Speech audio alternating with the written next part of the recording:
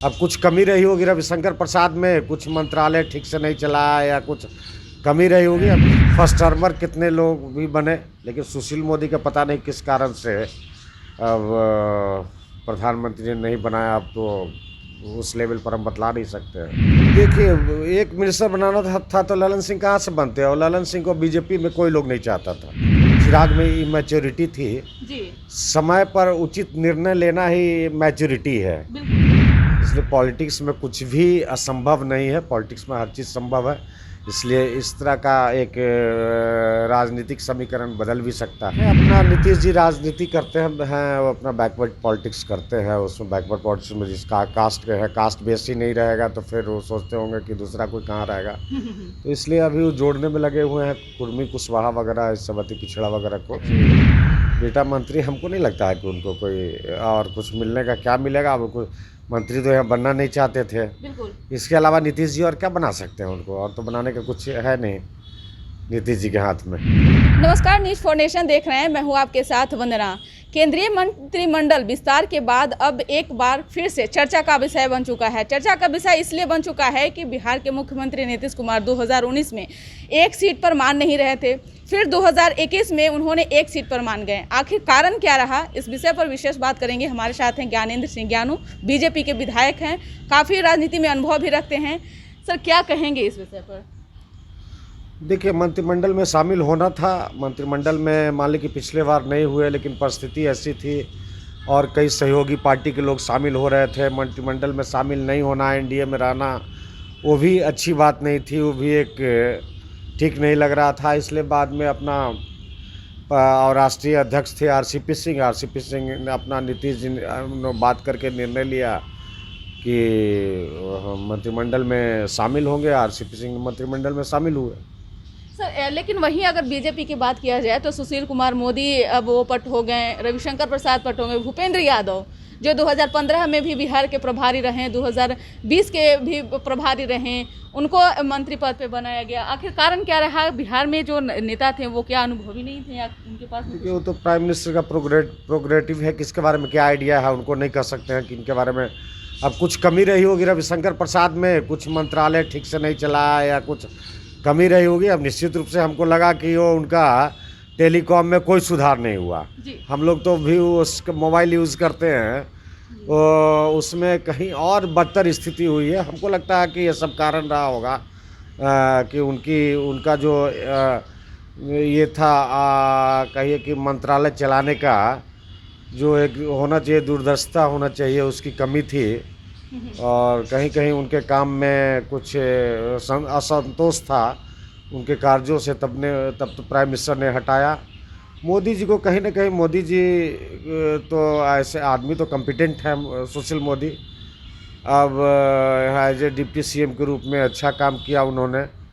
अब पता नहीं क्यों सारे कॉम्पिटेंसी के बावजूद भी कई लोगों को अपग्रेड कर दिए, कैबिनेट राज्य मंत्री से कैबिनेट बना दिए, नए फर्स्ट टर्मर कितने लोग भी बने, लेकिन सुशील मोदी का पता नहीं किस कारण से अब प्रधानमंत्री ने नहीं बनाया। अब तो उस लेवल पर हम बतला नहीं सकते हैं।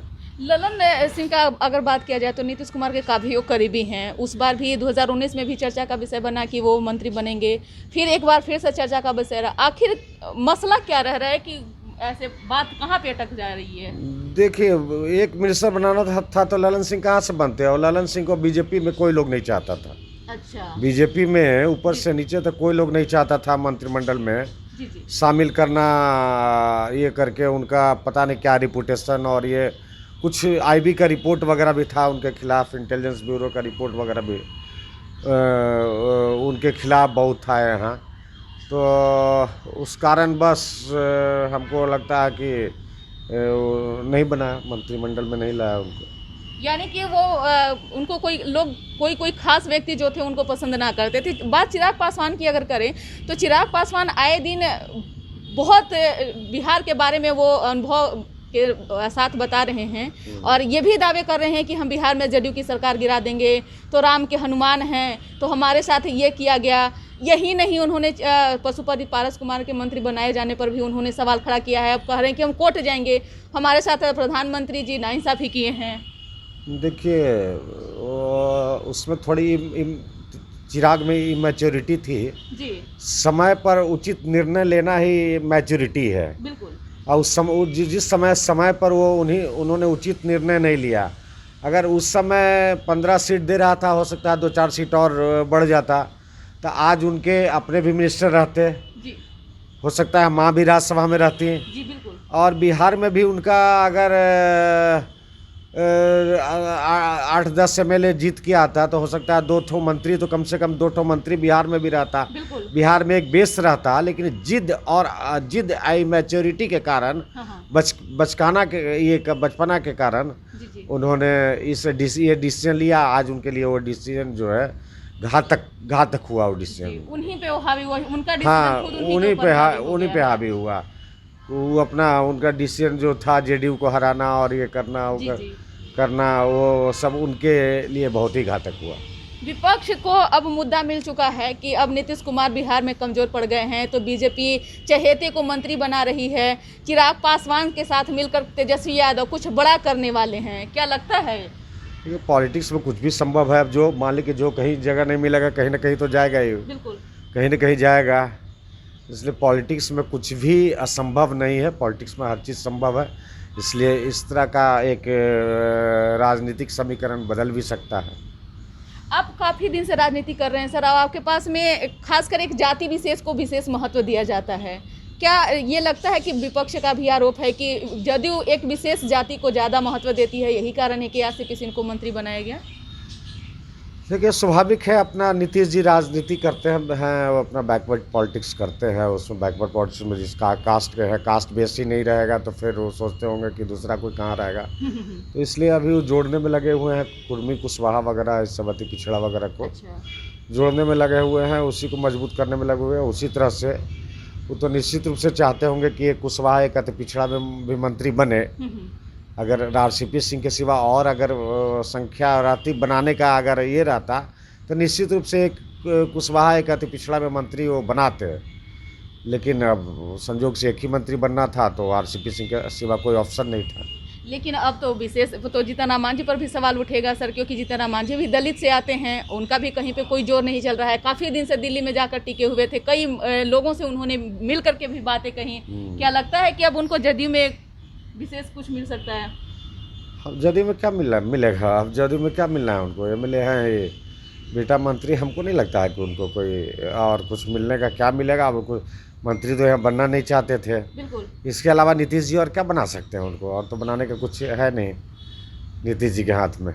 लेकिन बयान तो काफ़ी नीतीश कुमार के खिलाफ ही, एक तरह से कहा जाए तो चिराग पासवान को भी वो पीछे छोड़ रहे थे।